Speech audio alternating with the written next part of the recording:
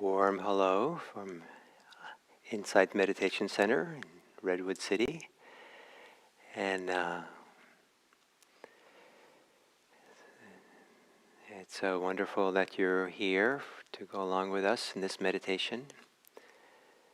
Thank you. So, the topic is thinking, and it's an important thing to become wise about when you're a meditator. And you don't become wise by batting it away, and you don't become wise by indulging in it.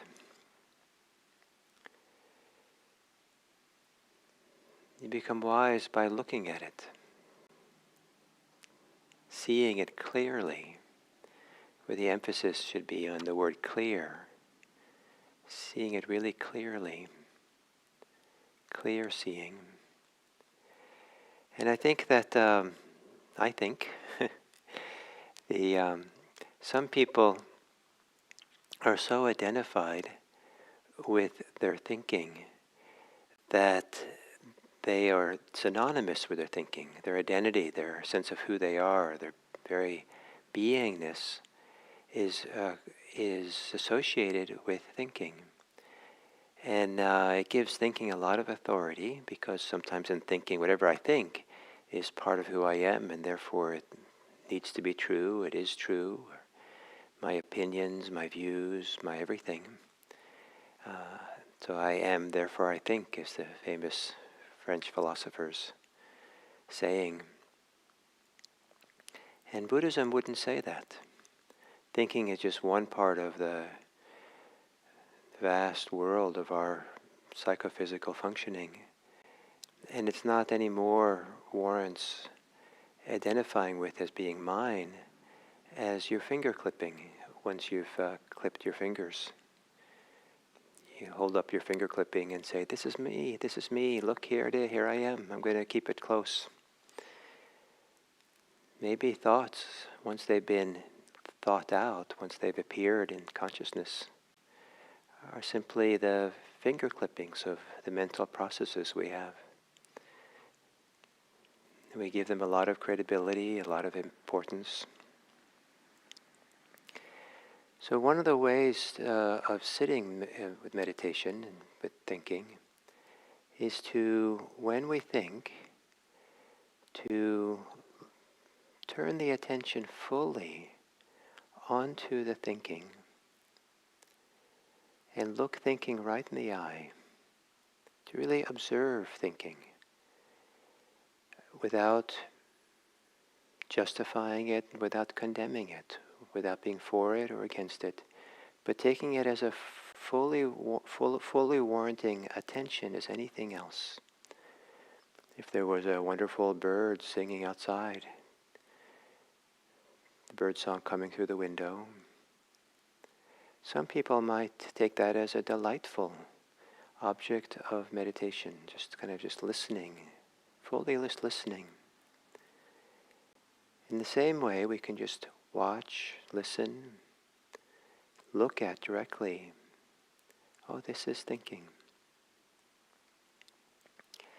One delightful kind of way of that looking is to imagine that you're sitting on a big boulder, safe and sound and content, in a river where the middle of the river, dry and dry, but on either side of you, the river is just flowing by. And you don't pick it up, you don't get involved, you don't dip your hand in it, you just watch the flow by. To step back or stand sit on a dry rock and just watch the thoughts come and go. And watch the tendency to get on them, to get into the river. The old analogy of thoughts are like train cars going by, and suddenly you find yourself in the train car.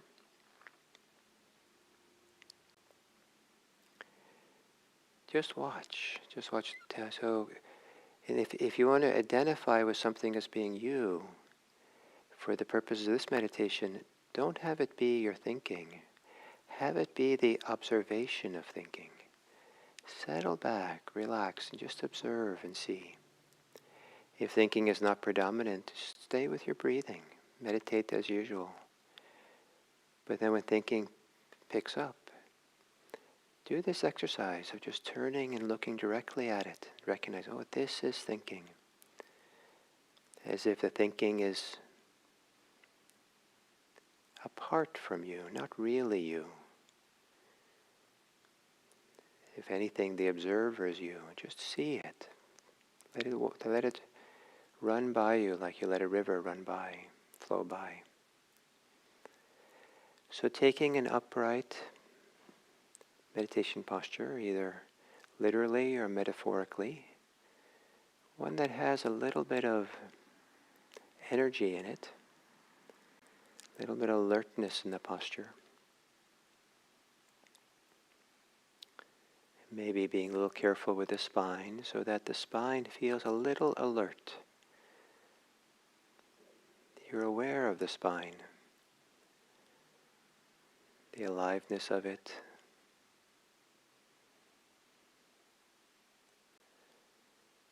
Lowering your gaze. And if it's comfortable, gently closing your eyes.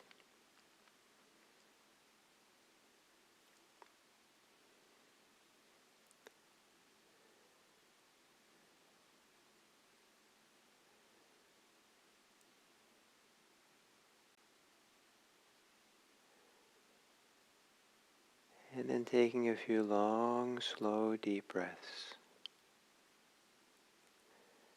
On the exhale, letting go of your thoughts and your concerns. Let go and let go into your body.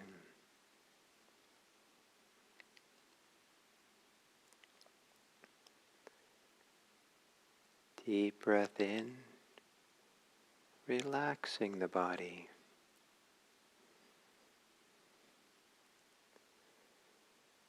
Letting your breathing return to normal.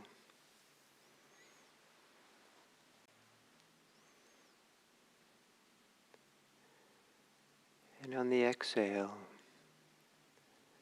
relax your body. Maybe on the inhale, feel some part of your body where there's holding or tension, anywhere it is in the body. On the exhale, relax.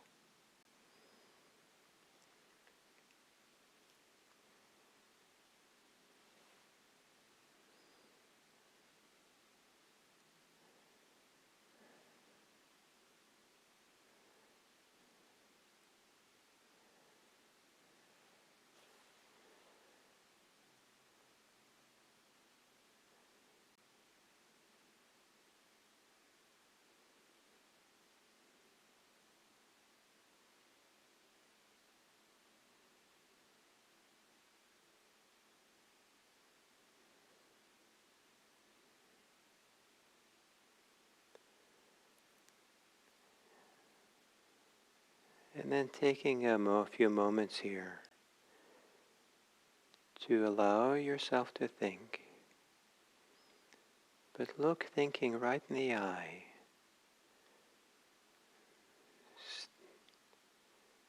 Calmly, clearly, recognize your thinking. If thinking then gets quiet, being watched this way, notice what that quiet feels like. Notice the space or the stillness, the quiet. Notice if there's a location for it.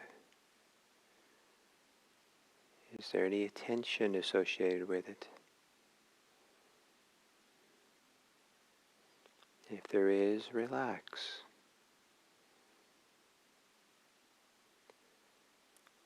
And if thinking stays away, then begin again with your breathing. If thinking stays, and or is even more activated than before, breathe with it. breathe through it and see if you can find the place to sit on the boulder in the river so that the river of thought just flows right by and you are not involved with it.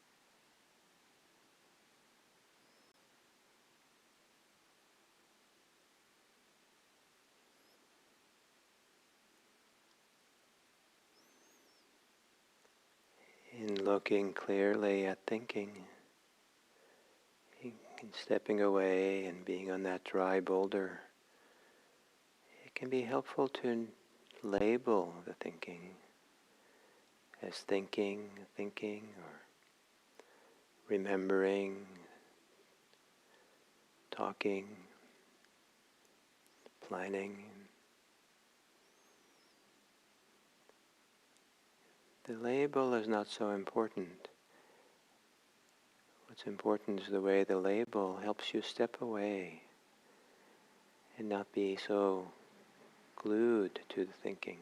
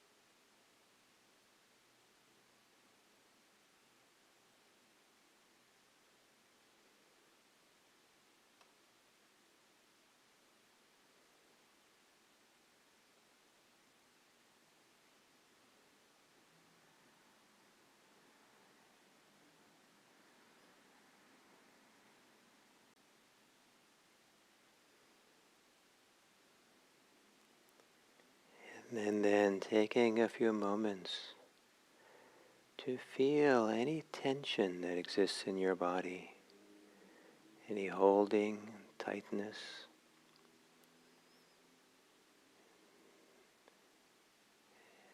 Notice it in a relaxed way. No need to judge it or yourself. Just notice if there's any tension.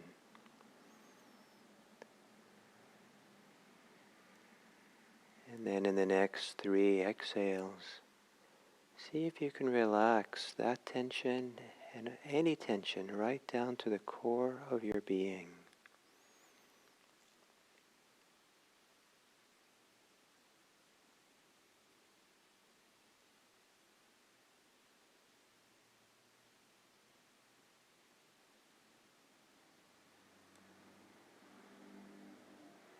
Relax and let the thinking mind become quiet, peaceful, as you feel your way to whatever relaxation there's here.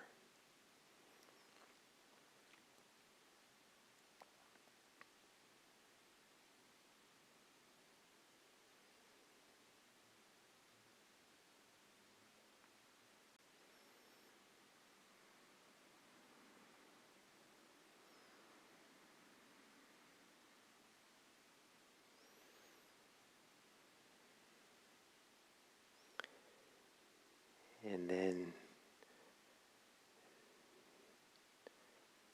there are times when thinking is heavy,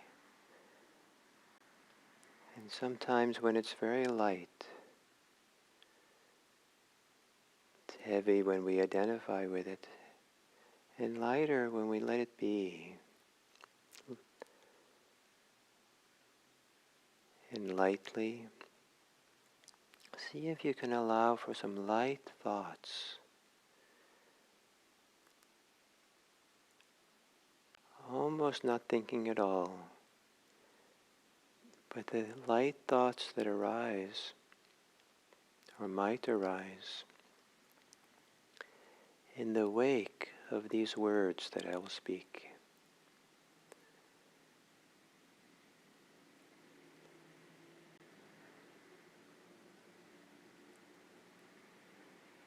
We all have a capacity to have well-wishing for others. We all have the capacity to be generous. We all have the capacity to be kind, friendly.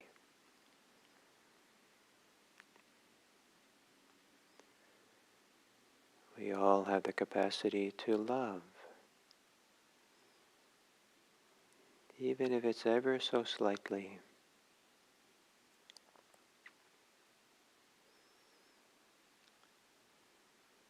And to make room for that capacity, for these last couple of minutes to trust that capacity,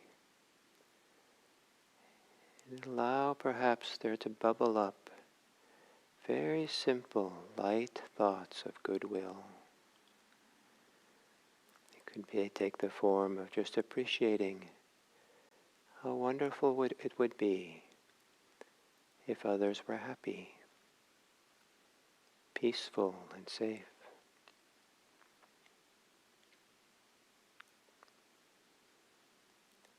May it be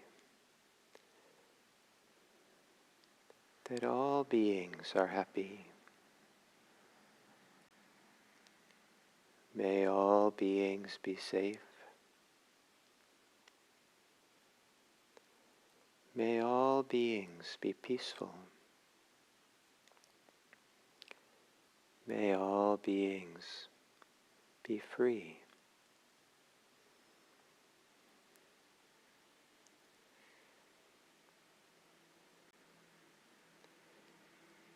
And without any burden, any sense of weight, but rather with it light as a feather,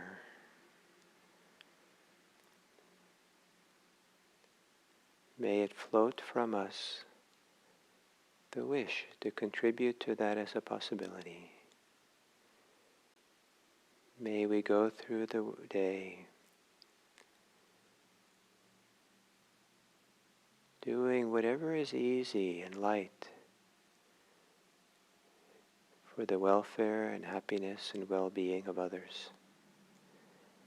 May all beings be happy.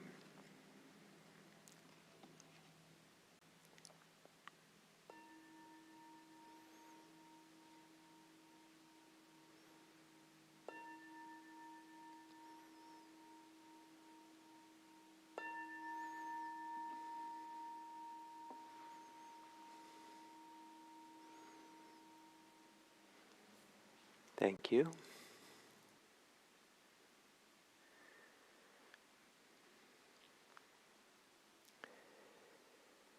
So we continue with the topic of mindfulness of thinking. Today the topic is restoration. And what I mean by that is the restoring of a healthy way of being. That the ways that clinging and attachment and fear and resistance inhibit the natural healthy functioning of our psychophysical being. So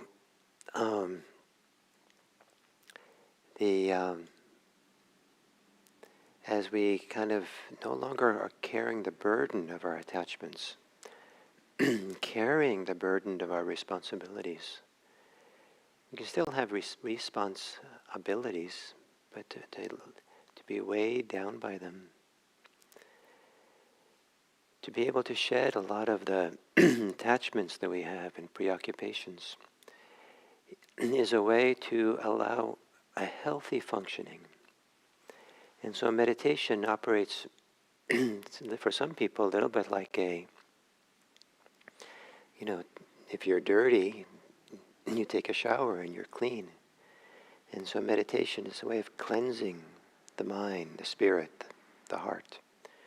Excuse me for a minute.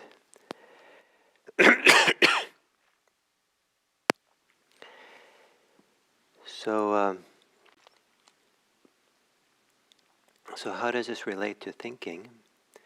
There can be a restoration of healthy thinking, or thinking which is beneficial, thinking which is light, clear, easy. And so one of the steps towards that is, as I've talked about, is to respect thinking. But here's a way of looking at it, is that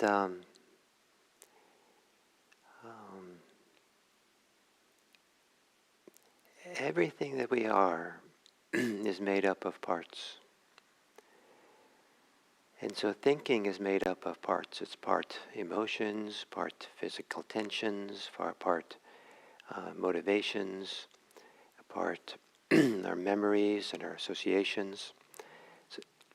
And sometimes thoughts are motivational, they're trying to get something done. Sometimes they're simply very relaxed memories or relaxed, pleasant anticipations. So all kinds of, there's relaxed reflections. As we begin respecting the different component parts of the complex of thinking, it's possible to recognize there's tension, there's heaviness, there's tightness, contraction. And that's our contribution to it. There's a way in which we're involved or identified or represent some attachment we have. Independent of whether it's appropriate to be thinking of whatever you're thinking about, the weight, the contraction, the tightness is not necessary. In fact, we usually think much better, more creatively, more efficiently, if there is no tension, if there is no tightness and heaviness and preoccupation.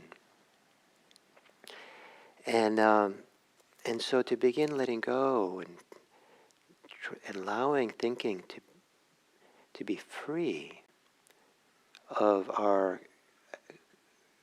reactivity to them or our caughtness in them allows the thinking to operate, to be restored to a kind of healthiness.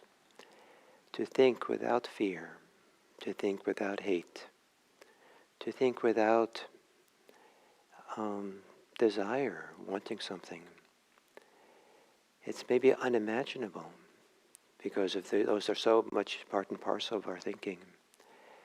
To have thinking occur, but not have it glued to our sense of self, me, myself, and mine, my opinions, my stories. It's really remarkable how much thinking from some of us that we're somehow a central character in our thoughts, one way or the other. And as we become lighter and freer with thinking, the thoughts don't have us at the center of them anymore. And so thoughts just float up. And one of the remarkable things that can happen in meditation, if you do it, meditate long enough or deep enough, is that with time, thinking is not so heavy and thick. It's not so solid. Sometimes when we're really caught up in something, thinking can be the most solid thing in the universe. It's so dense, so serious, so important, so much energy behind it. And when the content of the thoughts are negative about ourselves, negative about the world, the heaviness and the contraction around the thoughts can be quite debilitating.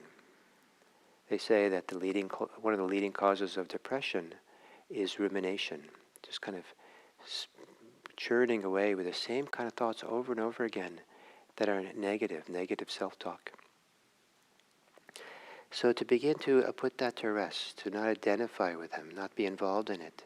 And there might still be unfortunate kinds of thinking going on, but because we're not latched onto it or reactive to it or taking it so seriously, we're just sitting on the boulder in the river and just letting the water run by, not identifying with it. Over time, the thinking becomes thinner and thinner, lighter and lighter. And it's a remarkable process by which thinking has this lightness to it. It's like a thin veil, maybe, or it's like clouds drifting across an open sky. And clouds have no weight, almost. Thoughts have no weight. In and of themselves, they're very, very light. They don't interfere with anything. Like a cloud kind of doesn't interfere with anything. It just, you put your hand in a cloud and your hand goes right through. So that the thoughts feel like they're getting thinner and thinner, lighter and lighter, more and more relaxed, and they just kind of feeling of them floating through, floating by. And at this point, some people find that their thinking becomes creative. I certainly found that when I meditate a fair amount, generally outside of meditation, my thinking is very easy and relaxed and creative. I'm more likely to write poetry when I have this kind of very light, thin thinking going on. I'm also more likely to think about things more clearly. I often will find that after I've meditated in the morning, that I go back to something I'm trying to figure out or do or write or something, and there's much more clarity and ease. Things are just coming out. It's almost like the forcefulness, the trying really hard to think or do something interferes with this natural creativity, intelligence that exists within us. So one of the possibilities with mindfulness of thinking is to understand the territory of thinking, the ecology of thinking, to recognize the different component parts of it and understand which parts we don't have to be involved in, which parts we can let go of. It might not be letting go of thoughts in themselves. It might be letting go of all the tension associated with them. Or it might be that maybe there's certain motivations connected to those thoughts, which are not something, if you realize what the motivations are, I don't need that. And you can let go of the motivations, what they're trying to do with the thoughts. Or it could be that there's a lot of physical tension connected to thinking, and so you let go of that, you relax that. And or maybe the emotions that are connected need real attention. That's what needs your love and your care and your presence. So by recognizing the component parts, then we start separating that away. It becomes easier to look at thinking right in the eye and just see it. And it's fascinating to do that. Sometimes when we do that, thinking just fades away. Partly because thinking continues through time by our feeding it. And if we're just watching it, then we're not feeding it, and then it kind of dissipates. And but then what's interesting is when it dissipates and we're relaxed, at some point, maybe after meditation, if you stay relaxed, don't rush back into the thoughts and concerns of the day, that there's this restoration of a healthy way of thinking. And healthy, wholesome, useful. There's a way of being, when we're deeply relaxed and at peace, we have a reference point for what health is, what being healthy is. And it's not healthy to start getting preoccupied again, or start to get caught again in the preoccupation concerns of the day. We do have concerns. We do have things to have to take care of. But the wonderful thing to discover is we take care of them better if we're not tight, if we're not rushing, if we're not pushing, we're not barreling ahead. We can get up out of meditation, some of us, and like, okay, got to get to work. And that attitude then is a kind of leaning then into thinking, getting involved in thinking, or the thinking itself gets revved up. And maybe it's not necessary. Maybe there's a way of trusting that healthy way of being with thoughts where they're light and soft and gentle maybe, or just kind of, not weighty and not pushing us. That we have a sense, oh, that's healthy. That's what's useful. So here restoration means restoration of kind of a healthy thinking, and to have the ability to know what that is. And the more at ease, more peaceful, more relaxed you can become in meditation, the more you'll discover this reference point of a peaceful way to be, a healthy way to be with the world of thinking. We don't have to only let go of thoughts. There are times when it's completely appropriate to be thinking, and even wonderful to be thinking. Thinking can be a gift. You can be friends with your thoughts, but you can be friends relating to the thoughts in a very healthy way.